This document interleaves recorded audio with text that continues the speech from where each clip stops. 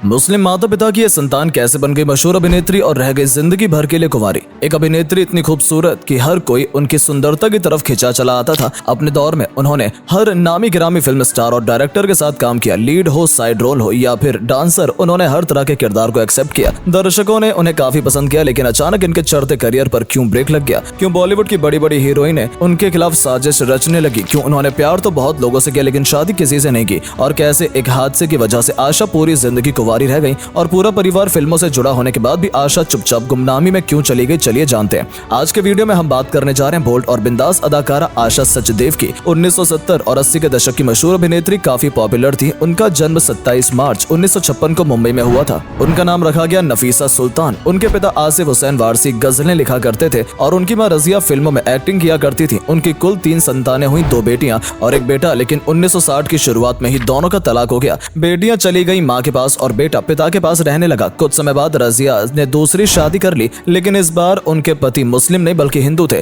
P Sachdev था और राजिया ने अपना नाम और धर्म बदलकर रंजना सचदेव कर लिया और नफीसा का नाम बदलकर आशा सचदेव रख दिया गया। रंजना 1950-60 के दशक में छोटे मोटे रोल करती नजर आई थी। आशा को अपनी मां की तरह ही फिल्मों में काम करने और नाम कमाने का शौक था। उनके नए पिता और मां ने उन्हें बढ़ावा भी दिया और एक्टिंग का प्रशिक्षण भी दिलवाया। पुणे की एक्टिंग एकेडमी से आशा ने अपने एक्टिंग कोर्स को पूरा किया और वापस मुंबई आ गई काम की तलाश में। उनको पहली फिल्म मिली, उनका नाम था डबल क्रॉस। विजय आनंद और रेखा के मुख्य किरदारों वाली ये फिल्म 1972 में रिलीज हुई थी, जिसमें आशा का भी दमदार किरदार था। ये फिल्म कुछ खास नहीं चल पाई, लेकिन आशा के एक्टिंग को दर्शकों ने नोटिस किया। इसके बाद उन्हें अगली फिल्म मिली जिसका नाम था बिंदिया और बंदूक। इस फिल्म में वो मुख्य अदाकारा के किरदार में थी और उनके हीरो थे किरण कुमार। ये फिल्म कम बजट की थी लेकिन अच्छी खासी हिट रही थी। इस फिल्म ने उन्हें कम बजट की फिल्मों में स्थापित कर दिया। 1973 में उनकी हाथी के दांत, कश्मकश, एक नारी दो रूप और हिफाजत रिलीज हुई। कुछ फिल्मों में उनके रोल छोटे थे तो कुछ फिल्मों में दमदार। हिफाजत में उनका हीरो थे विनोद मेहरा। ये फिल्म हिट रही और आशा की अदाकारी को भी पसंद किया गया। 1974 में उन्हें मिली वादा तेरा वादा। इसमें भी उनके हीरो विनोद मेहरा थे। ये फिल्म भी नहीं चल पाई। हालांकि आशा काफी मेहनत कर रही थी, लेकिन उन्हें दर्शकों ने हमेशा बोल्ड और बिंदास अदाकारी में ही देखा था और दर्शक उन्हें वैसे ही देखना पसंद करते थे। इसीलिए जब वो सीधे साधे रोल में आई तो लोगों ने उन्हें कम नोटिस किया। मॉडर्न कपड़ों में तो वो हद से ज्यादा हॉट लगती थी और यही कारण रहा कि उन्हें ग्लैमरस रोल ही ज्यादा दिए गए। 1974 में रिलीज हुई नवीन, निश्चल और रेखा की मुख्य भूमिका वाली फिल्म वो मैं नहीं फिल्म में आशा सचदेव पर्दे पर आई तो दर्शकों की सीटियां रुकने का नाम नहीं ले रही थी। इस फिल्म में अलग ही अंदाज में आशा को देखकर दर्शक उनके दीवाने हो गए थे। इस साल उनकी फिल्म दो चट्टाने, परिणय और 2 नंबर के अमीर रिलीज हुई।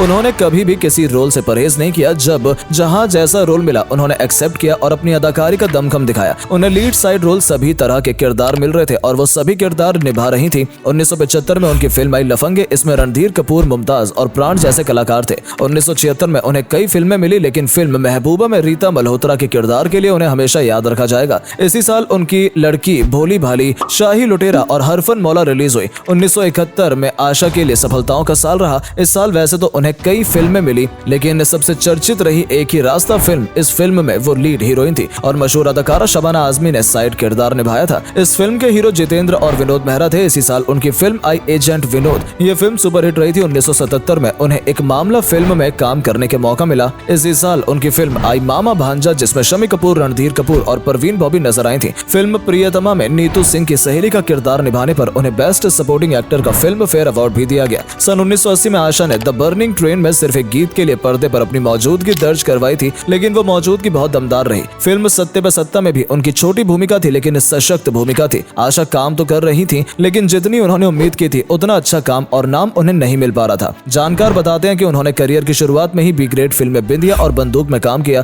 जिसकी वजह से उनका करियर परवान नहीं चढ़ सका। कुछ लोगों का कहना है कि उस दौर की हाई प्रोफाइल अदाकारा ने उन्हें लेबल्ड करार कर बदनाम किया था और शायद यही वजह थी कि आगे उनके साथ ज्यादातर ए ग्रेड के निर्देशकों ने काम नहीं करना चाहा। इसका नतीजा ये हुआ कि उनके हाथ से कई बड़ी फिल्में निकल गईं। इसके बाद न चाहते हुए भी उन्हें कम बजट वाली फिल्मों में काम करने के लिए मजबूर होना पड़ा। जहां एक तरफ सभी आशा सचदेव में पोटेंशियल होने की बात करते थे, वहीं दूसरी तरफ लीड हीरोइन को मजबूरी में सपोर्टिंग किरदार निभाना पड़ रहा था। किसी फिल्म में वो हीरोइन की बहन बन जाती हैं तो किसी में उनका साइड रोल होता था और देखते ही देखते वो कैरेक्टर रोल तक ही सिमट कर रह गए। 1982 में आई फिल्म प्रेम रोग में हीराबाई के किरदार को उन्होंने बहुत ही शानदार तरीके से निभाया था। इसके बाद आशा ने छोटे पर्दे का रुख किया और कुछ टीवी सीरियल्स किए। 1987 में उन्होंने टीवी सीरियल्स बुनियाद किया, जिसे रमेश सिप्पी ने निर्देशित किया था। ये सीरियल काफी लोकप्रिय रहा था। इसमें शत्रुओं की महत्वपूर्ण भूमिका में आशा ने बहुत अच्छा काम किया था। 1989 में उन्हें 2 फिल्मों में देखा गया, ईश्वर और आखिरी मुकाबला दोनों ही फिल्म में उनका किरदार साधारण ही रहा था। 1990 में उन्होंने बागी फिल्म में लीलाबाई के किरदार में अच्छा अभिनय किया था, जिसकी काफी सराहना हुई थी। 1992 में उन्हें फेमस फिल्म दीवाना में देखा गया था। 1995 में उन्हें फिल्म बरसात में मारिया के किरदार में और वहीं कर्तव्य में रूप सुंदरी के रोल में देखा गया।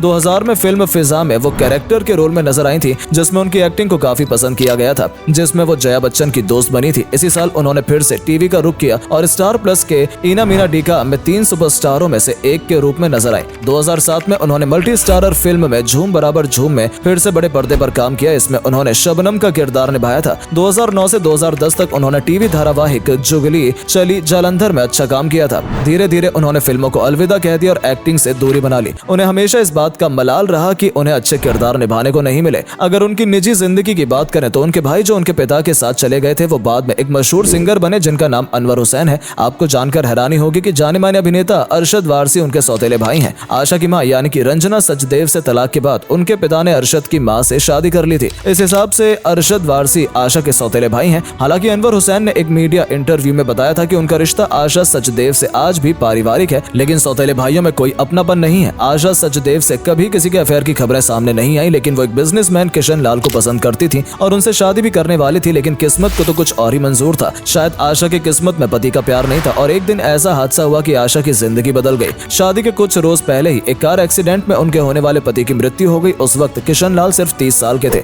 इस हादसे के बाद आशा बहुत टूट गई और उन्हें सदमे से निकलने में काफी समय लग गया, लेकिन उन्होंने अपनी जिंदगी को लेकर एक बड़ा फैसला किया और कभी शादी न करने का मन बना लिया। इसके बाद आशा ने कभी किसी से शादी नहीं की और हमेशा ही कुंवारी रही। आशा आज फिल्मी दुनिया से दूर है और फिलहाल अकेले में अपनी जिंदगी बिता रही हैं।